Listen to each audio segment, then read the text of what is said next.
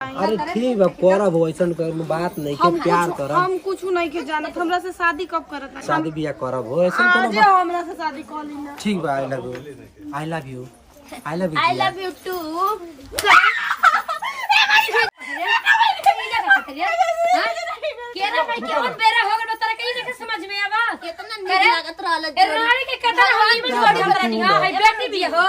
हां सुनी कितना ई नीमन काम कइनी हां एगो मेहर लपेट ने के भरत दूदू को मेहरारू रखतनी एक हाथ नहीं खाने को मेहरारू के खर्चा घर वाली उठावे बाहर वाली अच्छा लगी।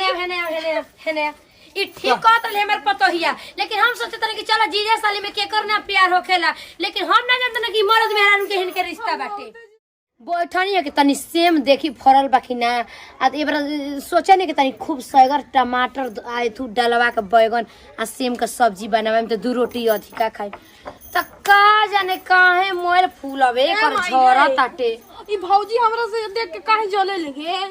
आ जाए तो पछी आज बाड़ू तो देख के जरत का चल जेबू त ना देख के जरी कबो जीजा जी से बात कर लेनी दूगो ना तो खाली झगड़े लगाए में कुछ गलते सोचे में रह रहे। अब जीजा जी हो तो हम देख जे जैसन रहेला वैसन सोचेला ठीक ना। जानकारी तू गांव में गल रही त बाबूजी तो जाके झगड़ा लगावत रहे।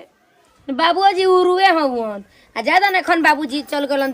गइल बड़न अपनी बहिनी की है गइल हन कहत ना कि जाता नहीं तनी बहिनिया की है घूमे बोलावतिया देख ना सुहाइला ओकर नजरिया में हम अरे त जाए दे ना हम नहीं कि ना कुछ कहत बोलते तो बोले दे ओकर उहे एथुए बाटे अब का बोलते बे मतलब करे का कौन खर्ची पिसान घटल रहत ओकरा के के ज्यादा बोलबू त मुंह में से एकदम बोलतिया ना एकदम मुंह में तो तोहर घींच के हाथ हम जवान में दे देई। मार बाबा के बेंगन यार पसर जइहन जहिए देबे कहो या करे कही तही अभी हमरे जिया तबर में हिम्मत नहीं के कि एतु क के ध दिहन ठीक ना ऐसे ऐसे कहती है रहो का सब पूछत कहतिया सुंदर रह तू तारो चार जगह का कर तू पते नहीं के चलत ना रे कहां भी रे तनी आओ त है निया दिन भर बिजी रहत यार हम अरे रे कैसा बाबू नहीं की सुनत रहे है ने राव अबे हम पूछा तनी काहे उ बोली हम एथु करतन त ओकर हिम्मत हो गई कि हेतना उल्टा सीधा बोली हमारे बेटी माने का है ए हमारी लड़की के जगह पर तोर लड़की रहता तो अपन लड़की कहेंगे ना उल्टा सीधा बोलती तेरे बाप की कमी नहीं खाती कि तोर कमी नहीं खाती है पीट कर तो कह देती ठीक हमारे हेतना घर हमारे हेतना बड़ घर दुआरे हमके धन दौलत के कुछ के भगवान कमी ना देना तू चलती चलावेला भइल बाड़ू बोलल त बोलली आज की बात हमारी बेटी का उल्टा सीधा बोलबो मत करी माने लड़की है आ उनकी लगे कम उठो बैठो हम जाए हमार जीजा त काहे जीजा साल जीजा हम तो कहानी को सूत रहत लागी सुतिए जाए तो तोहार का जाता हो जाए दे चुप रह तनी कड़ू कैसे बोलत अड़ी लड़े के सिखाओ तरी कि ससुरा जते यो बोल लड़ी से बोले के तमीज ना भाई लेकिन माने आपो नहीं खिटाड़ खुद सिखाई चले जा सिखाई से ससुरा जाइयो त एथु चला जे करिया गयो कर ना हमर बेटी तो हम ना सोचत तू काहे सोचत जय ठीक बा बढ़िया बा हम तो जान गइनी ना ए यो ल त खूब कम बिया का जरूरत बा जीजा के लगे तना उठला बैठला के हैं ठीक बा बढ़िया बाटे खूब सिखाव हम तो कहत नहीं ना कि ई जैसन करत रही इनकी आगे आगे कि लड़किया कर रहनी देख के तब आवाज तो कहस कि हां तू सही कहत रहली कर आएंगे हम तो चाहत नहीं कि कोनो के लेके आई भाग जास भाग आएंगे ने तोहरी देखत तो पीछे नहीं खिला के देखत तो कहियो कि का कहत रहली है तो नहीं जीजा जी कहां बानी कोबे से मिले खदिन हम जी छचनता अत जीजो जी से चुमा लेगी के रहम दिमाग खराब करके रख ले भी एगो भौजी घर में तो नहीं थे लेकिन आज पिछवाड़ी आई है तो जीजा जी के साथ का करब तो हम ही जाना तानी कोबे से डेट कर दिमाग ही खराब होता।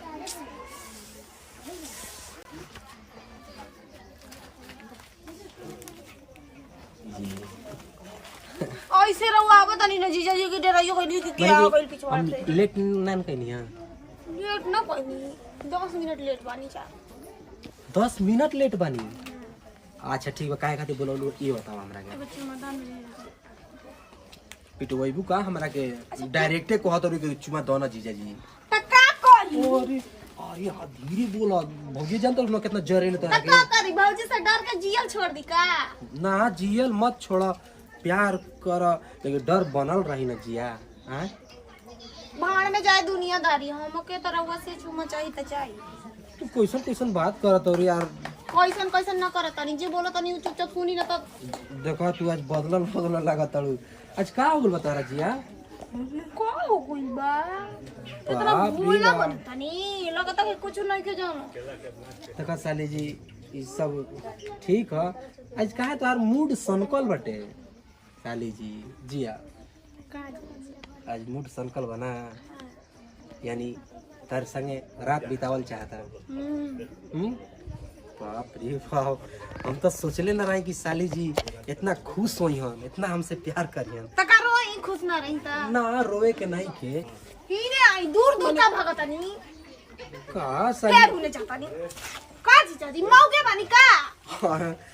ना हो साली जैसन कोनो बात। अच्छा ठीक भाई आ गई। ऐसा तो छाका भागेला जैसे तू भागत अड़। अच्छा ठीक है चलो आ गई मनी, आ गई बोलो का बोली लगा तो कुछ नहीं के जानत का ऐसे बोलत नहीं। अच्छा चल ठीक बोला बोला चलो हो गए। अब बोला काय खाती बोलौलू हमरा के ऐसे बोलत नहीं कि रउआ कुछ जनवे ना करत नहीं। ना ही ऐसा कोनो बात नहीं कि ठीक बा प्यार करब जेंगन कहबू वही गन करब प्यार ठीक बा। खेला मदारी होता है यही बड़ा बुढ़िया के बोला कि हम चाहे ना कि शादी हो जाओ तोहरा से अब मगन रही हमनी के चल जी नोएडा रहली का दिक्कत बाटे। भौजी दैनिया जब रही तो कुछ ना होई। तो तोहर भौजी के सुना ने वो काम कर हमनी के पानी को दे तनी देखा तनी नो के विश्वास जरा मम्मी जी एनिया आई कि सुतले रहब दिन रात। अरे नहीं क्या करत रे तनी ओठंगे गई नहीं है त तू अब आई ए बेरा पूरा पूरा एकदम खेला मदारी देख ले देखियो नहीं नौटंकी होता चली ना तनी आप देख ले मना खुश हो जाइए आपको चली आई होश में बाड़ू कि बेहोश में बाड़ू बोली अरे मैंने चली ना आ काम जोनिए दिखाओ तनी का अपन देखिए से देख ले तो आपके विश्वास हो जाई ना हम तो कहत रहे बाउर लागत रहल कुछ वो खाबे करी आई देख ले तो दिमाग ताजा हो रे का बोलो हमरा से रउआ कब शादी करत नहीं बताई। अरे ठीक बा करब ऐसन कोनो बात नहीं के प्यार करब हम कुछ नहीं के जानत हमरा से शादी कब करत नहीं। शादी बियाह करब हो ऐसन कोनो आज बात हमरा से शादी कर ली ना। ठीक बा I love you I love you I love you I love you two